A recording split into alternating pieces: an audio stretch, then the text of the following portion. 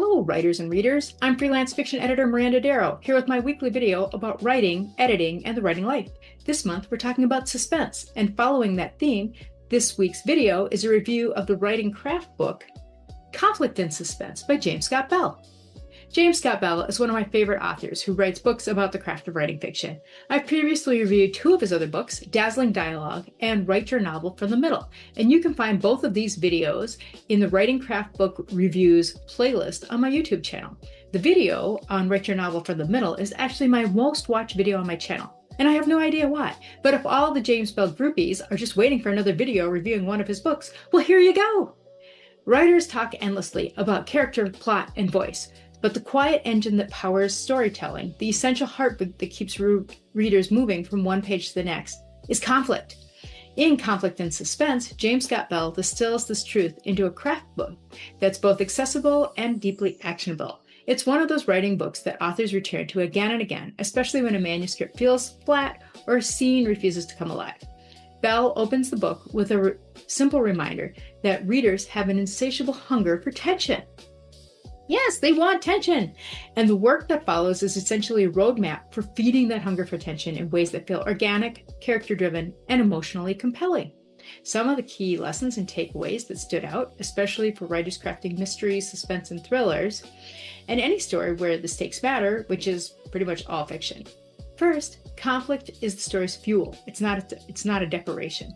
One of Bell's strengths is his ability to cut through vague writing advice and home in on what actually matters. He notes that too often writers treat conflict like a seasoning and to sprinkle in an argument or toss in a chase and then call it a day. But Bell writes, conflict must be baked into the story from the first page to the last.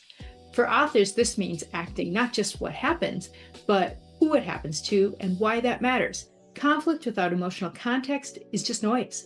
With context, it becomes momentum. Bell recommends grounding the story in a primary story-defining conflict, something that resonates with the protagonist's deepest fears, their needs, their longing, and then layer on smaller conflicts about it. This kind of aligns with the concept of their misbelief or the lie that the character believes, and so everything that's happening is kind of pushing against this. This layered approach helps readers create a rising sense of interpersonal conflict and internal conflict, so with other characters and inside themselves, plus situational and environmental conflict, story level conflict tied to the plot arcs. It's a technique that works beautifully. We've got big conflict, little conflict, inside myself conflict. It works beautifully whether you're writing domestic suspense or rom-com or historical fiction or science fiction.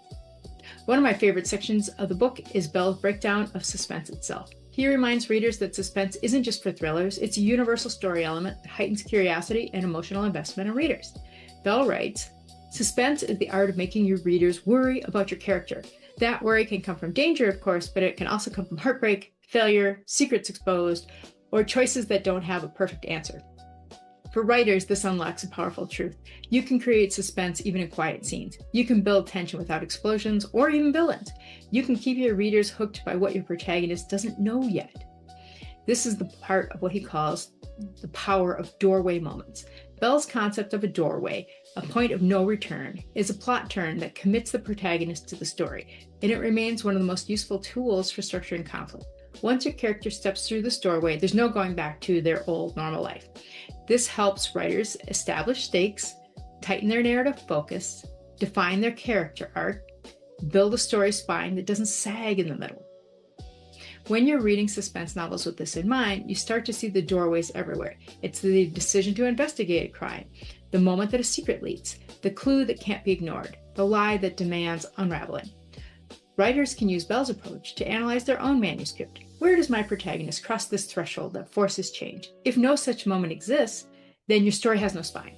He also recommends examining your scenes for the 3 O's. Bell breaks down effective scene conflict into 3 layers. The first O is objective. What does the character want? The second is opposition. Who stands in their way? And the third is outcome. How does this change the character's direction or worsen their situation?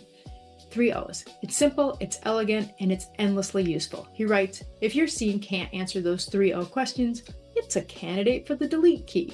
For writers struggling with sagging middles or scenes that feel like filler, try applying the 3 O's It's like a stethoscope over your story's heartbeat. Is this part alive? Does this fit? Or do we need to change this out for something else? Bell also cautions against relentless, nonstop conflict, which can exhaust readers and numb emotional impact. Instead, he recommends varying the rhythm, a blend of high-pressure sequences and reflective moments and character-driven interplay. This is why I do not care at all for action movies, like one of the King Kong remakes that was nothing but action, and the Transformer movies, pretty much all of them, that I fell asleep during one explosion, another explosion, chasing around. This is not my idea of an interesting story. As Bell put it, suspense is a dance of peaks and valleys. This rhythmic approach keeps readers engaged while allowing emotional beats to land with greater force. It's also a lifesaver for writers who are navigating longer works like novels or multiple POV mysteries. Bell's gift is in offering strategies that writers can implement today. A few standouts include, I love this one, I tell people this all the time, add a ticking clock, even if it's a subtle one, to accelerate the tension. Give a deadline. Something's going to happen if we don't meet this goal by this deadline. Raise personal stakes, not just external ones. What does this mean to this character if they don't meet their goal? Use secrets and the revealing of secrets as conflict engines to drive your story and to build in moral dilemmas to deepen the character's engagement. Let setting create conflict, whether it's weather, isolation, or social pressure, and make things worse, and then worse again. Writers often resist complicating their character lives.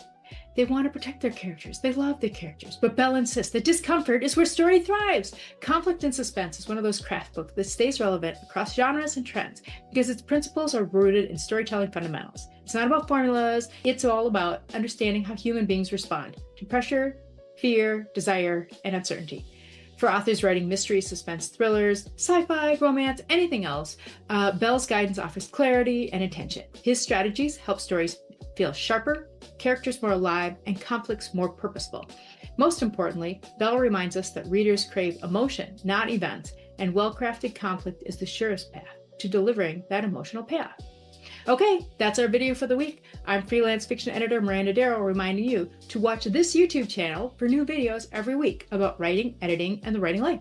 If you've enjoyed this video, please like, subscribe, and share. This is Miranda Darrow wishing you happy writing.